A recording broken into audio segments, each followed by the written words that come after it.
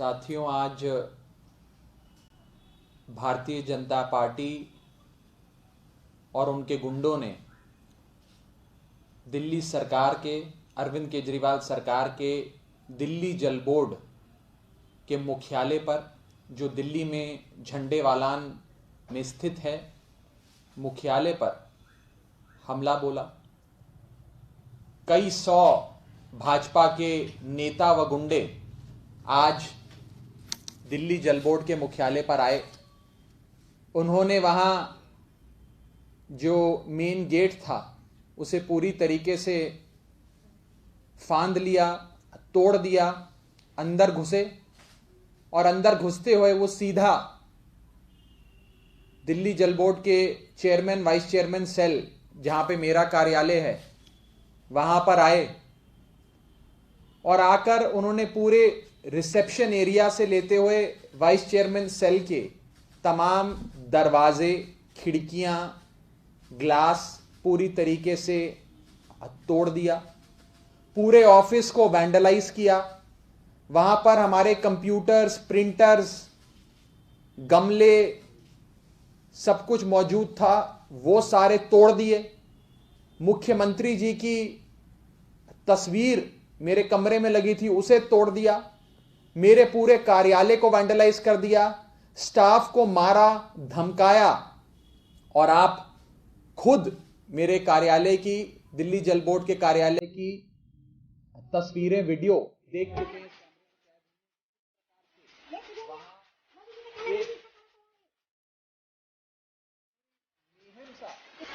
Bharatiya Janata party के गुंडों ने बना दिया। यहां तक कि फर्श पे आपको दिल्ली जल बोर्ड के ऑफिसर्स, वहां के मेरे पर्सनल स्टाफ के खून के धब्बे, खून के निशान, खून की बूंदें भी फर्श पे नजर आ रही हैं। लोगों को चोटें आई हैं, लोगों को हमने फर्स्ट एड के लिए भेजा है। और महिला, हमारी जो महिला सिक्योरिटी ऑफिसर्स भी थी दिल्ली जल बोर्ड की अपनी, और जो महिला मेरे स्टाफ में काम करती हैं, उन सब पे हमले किए, बदतमीजी करी। कुछ महिलाएं तो हमला समाप्त होने के 1 घंटे बाद तक कमरे से बाहर नहीं आई, क्योंकि वो इतनी सहम गई। आकर उन्होंने हुड़दंग मचाया, चीजें तोड़ी, गाली गलौज किया, मार पिटाई करी, पूरे ऑफिस को तहस नहस कर दिया भारतीय जनता पार्टी और भाजपा के गुंडों ने। और मेरे कमरे के बाहर आकर, मेरे कमरे में पूरी तोड़फोड़ मचाने के बाद यह कहा कि राघव चड्ढा, हम भारतीय जनता पार्टी के लोग तुम्हें एक सबक सिखाने आए हैं और हम तुम्हें यह कहना चाहते हैं कि तुम्हारे मुख्यमंत्री अरविंद केजरीवाल, तुम्हारे नेता अरविंद केजरीवाल बहुत ज्यादा देश के किसान के हितैषी बन रहे हैं, बहुत ज्यादा किसान के पक्ष में बातें रख रहे हैं। कभी 9 जेल जो मोदी जी बनाना चाहते हैं किसानों को कैद करने के लिए दिल्ली में, उसे नामंजूर कर देते हैं। कभी अरविंद केजरीवाल सेवादार की भूमिका में पूरी पार्टी को किसानों की सेवा में लगा देते हैं, और कभी ये 3 कानूनों को फाड़कर इन कानूनों के खिलाफ अपना विरोध दर्ज कराते हैं। राघव चड्ढा, हम तुम्हें चेतावनी देने आए हैं कि अरविंद केजरीवाल को और अपनी पूरी पार्टी को समझा दो कि किसानों के पक्ष में बात करना बंद करे, किसानों का हितैषी बनना बंद करे और किसानों की मांगों का समर्थन करना बंद करें। नहीं तो जो हश्र आज हमने तुम्हारे कार्यालय का करा है, जो हश्र आज हमने तुम्हारा और तुम्हारे स्टाफ का किया है, यही हश्र अब हम आने वाले समय में आम आदमी पार्टी के हर नेता का करेंगे। यहां तक कि भाजपा के गुंडों ने यह भी कहा कि आज से कुछ दिन पहले हमने अरविंद केजरीवाल के घर का घेराव किया, अरविंद केजरीवाल को हाउस अरेस्ट किया, उनके घर के बाहर डेरा जमाकर बैठ गए, और उसके कुछ दिन बाद दिल्ली के उप मुख्यमंत्री मनीष सिसोदिया के घर पे हमला किया। भाजपा के कई गुंडे मनीष सिसोदिया जी के घर में घुस आए, उनकी बीवी, उनके बच्चे सब वहां मौजूद थे, लेकिन घर पे हमला बोला।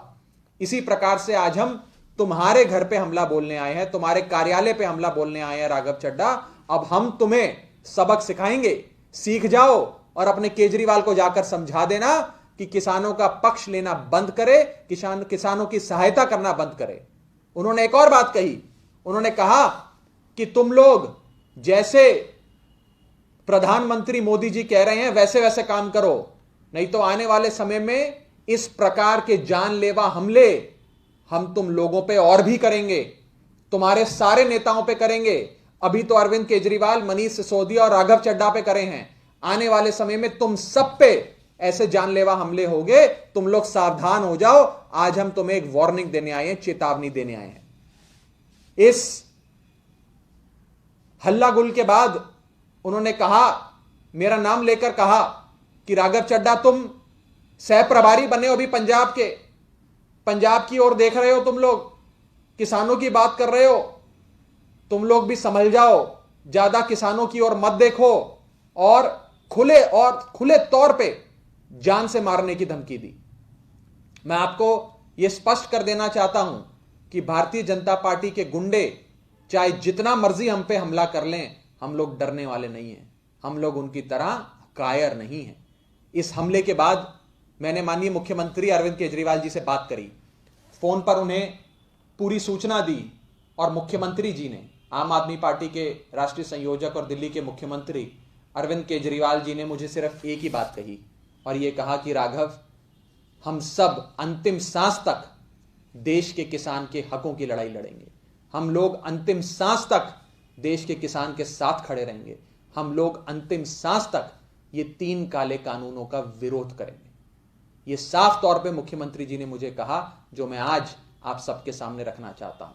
चाहे लाख कोशिश भाजपा कर ले हम लोगों का मनोबल तोड़ने की या हम लोगों को शारीरिक रूप से हम पे हमला करने की, हम लोग पीछे हटने वाले नहीं हैं, हम लोग कायर नहीं हैं, हम लोग भाजपा की इन धमकियों से, हमलों से, गीदड़ भभकियों से डरने वाले लोग नहीं हैं। हम देश के किसान के साथ खड़े हैं और देश के किसान के साथ सदैव खड़े रहेंगे।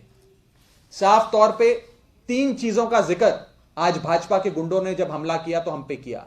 उन्होंने कहा कि तुम्हारे केजरीवाल ने किसानों को बंद करने के लिए जेल बनाने के 9 जेल दिल्ली के कोने कोने में बनाने के प्रस्ताव को खारिज किया, इसलिए हम ये हमला कर रहे हैं।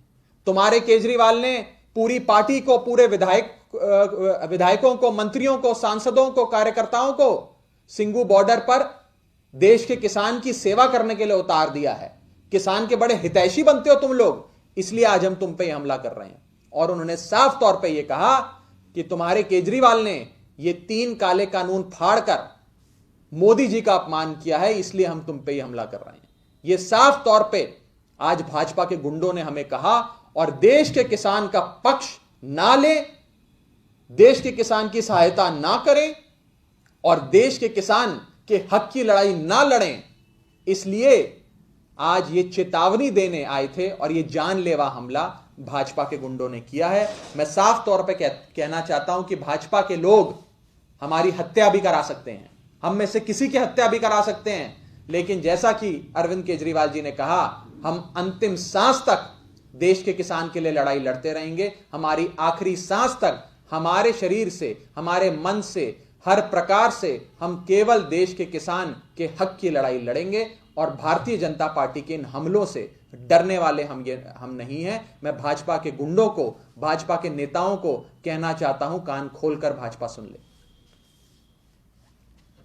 इस संदर्भ में किसी भी साथी का कोई सवाल हो तो आप पूछ सकते हैं। नारा लगा रहे थे क्या जब आए थे आपका ऑफिस पे? नारा भी लगा रहे थे, चिल्ला भी रहे थे, धमका भी रहे थे और जो जो चीजें मैंने आपको कही ये सारी चीजें कह रहे थे। और ये घोषित था। आज से कुछ दिन पहले उप मुख्यमंत्री जी के घर पे पूरी सूचना देने के बाद, बाकायदा मीडिया को, पुलिस को जानकारी देने के बाद उन्होंने हमला बोला था। उसी प्रकार से मुख्यमंत्री जी के घर के बाहर भी जो हमला किया, सीसीटीवी तोड़ दिया, कैमरे तोड़ दिए, उनके घर के बाहर जमावड़ा लगाकर अपना बस गए, वो सब कुछ भी मीडिया और पुलिस को सूचना देने के बाद हुआ। उसी प्रकार से आज भी पुलिस और मीडिया को बाकायदा लिखित में जानकारी देने के बाद भाजपा के गुंडे आए और उन्होंने पूरे ऑफिस को तोड़ दिया, डराया, धमकाया, मारा, पीटा और पूरे ऑफिस को वैंडलाइज कर दिया। पूरी तरीके से इस मामले में कानूनी कार्रवाई तो हम अवश्य करेंगे, दिल्ली जल बोर्ड अपने स्तर पर करेगा कार्रवाई, लेकिन आज बात यह है कि कानूनी कार्रवाई कौन करेगा? कानूनी कार्रवाई दिल्ली पुलिस करेगी। दिल्ली पुलिस तो वहां पर भी मौजूद थी, दिल्ली पुलिस की देखरेख में ये सब कुछ हुआ, दिल्ली पुलिस के वहां खड़े होते हुए ये सब कुछ किया गया और इस पूरे इस अटैक को, वायलेंट अटैक को अंजाम दिया गया। तो हम किस संस्था से निष्पक्ष जांच की मांग करें? किससे कहें कि आप इसकी जांच करें? किससे कहें कि आप जो दोषी हैं उनको सजा दें? किससे कहा जा सकता है? हम तो जनता के कोर्ट में ही बात कर सकते हैं, जनता से ही ये बात रख सकते हैं और जनता के कोर्ट में इंसाफ की गुहार लगा सकते हैं। लेकिन पुलिस का कहना है आप लोगों की तरफ से अगर शिकायत नहीं आएगी तब कैसे कार्रवाई होगी? और दूसरी चीज मतलब पुलिस अभी शिकायत का इंतजार कर रही है कि हम जाएं और लिखित में शिकायत दें। पुलिस वहां मौजूद थी, डीसीपी मौजूद थे, तमाम पुलिस कर्मी ऊपर से लेकर नीचे तक वहां मौजूद थे, उनकी देखरेख में यह हुआ है। लेकिन पुलिस अभी भी कार्रवाई नहीं कर रही है, वो इंतजार कर रही है कि हम उनके पास जाएं और उनको कंप्लेंट दें। ये तो हास्यास्पद है, ये दिखा देता है कि पुलिस की मंशा क्या है और कितनी गंभीर है दिल्ली पुलिस इस सारे मसले में जांच करने के लिए। शुक्रिया।